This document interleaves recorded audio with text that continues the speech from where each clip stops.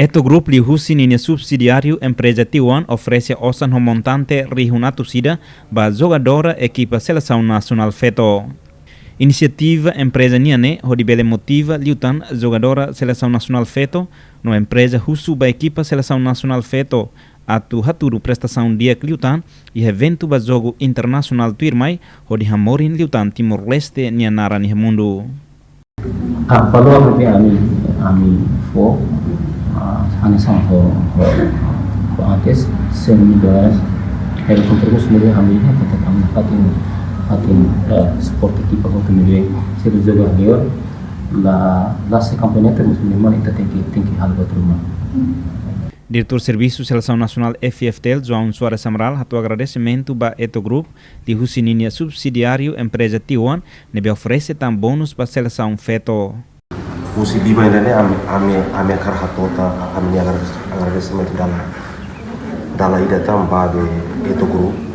de Husininha subsidiary company T1 Fintech sira oferece tam bônus singit para seleção feto ida nem essa agradecimento de hotéis pode apreciar saída mais jogador A representante da Seleção Nacional Feto, Dolores Verdiana da Silva Costa, sente contente com o apoio que oferece, onde ele usa o de hatamba necessidade e facilidade de desenvolver o talento e o futebol nian. Presidente ida hatu kata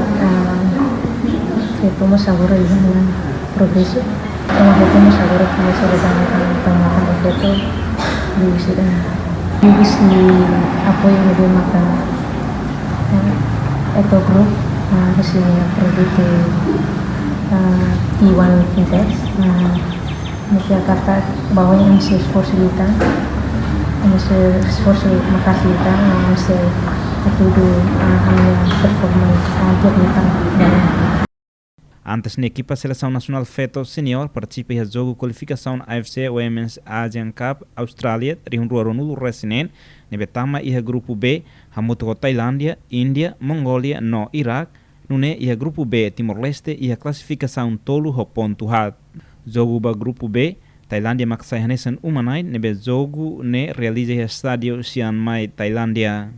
Equipa Seleção Nacional Feto lidera direita, husi treinador principal Emral Bustamam, onde assistente Sira, nebehla jogo e a Tailândia e a Loron Ronulu Racintolo Juino, jogo hasuro equipa Iraque, o resultado Timor Leste 1, Iraque 1, e a Loron Ronulu Racinen Juino, hasuro Tailândia, o resultado Timor Leste 0, Tailândia 4, e a Loron Ronulu Racencia Juino, hasuro Índia, o resultado Timor Leste 0, Índia 4, no e a Loron Lima, Juilo, Ronulu Racin Lima, jogo hasuro Mongólia, no resultado Timor Leste, Mnanho 3 a 1.